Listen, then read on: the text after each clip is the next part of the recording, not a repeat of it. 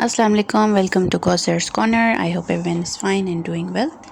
आज हम बनाने जा रहे हैं टोर्टिला रैप्स। तो आपने रोटियां बना लेनी है जैसे हम नॉर्मल रोटियां बनाते हैं, ठीक है ना। और उसके अंदर अपनी चॉइस की फ़िलिंग कर सकते हैं। मैं ये नहीं कह रही हूँ जो मैं कर रही हूँ फ़िलिंग वही करनी है।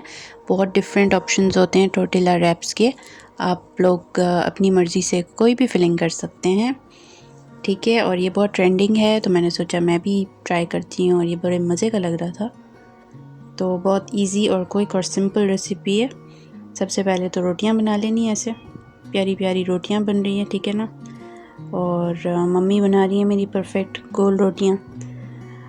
और जब बन जाएगी तो मैं आप लोगों को दिखाती हूँ कि किस तरह रैप करना है। और खाना तो सबको आता है, ठीक है ना। ये देखें मैंने क्या किया है, मैंने रोटी पे हमने यहाँ तक एक कट लगाना है ताकि हम उसको आराम से रैप कर सकें, ठीक है।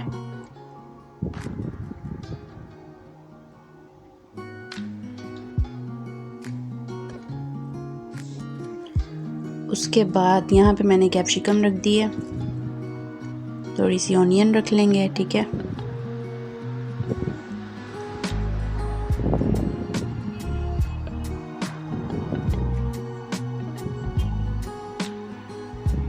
एक तरफ मैंने चटनी लगाई है, एक तरफ पनीर लगाऊंगी। ये भी होममेड है, शेयर की थी मैंने आप लोग से ये वाली भी चटनी की रेसिपी।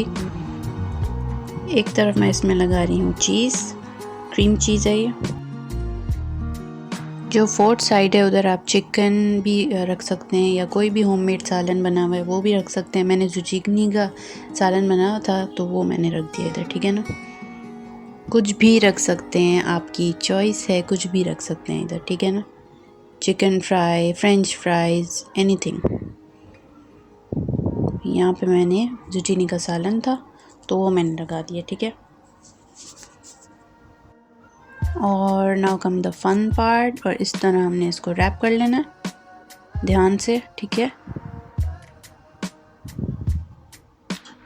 ये देखें इस तरह। और हल्के से ऑयल में मैं इसको थोड़ा थोड़ा ऑयल लगा के सेक देंगे हम।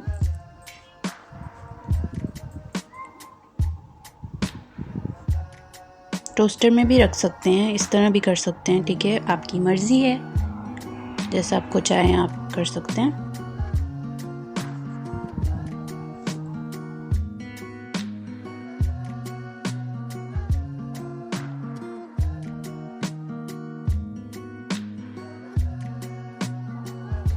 और हम इसको डिश में थोड़ा डेकोरेशन के लिए आप सैलड रख लें। ये देखें तैयार है, ये बिल्कुल yummy tortilla easy quick recipe.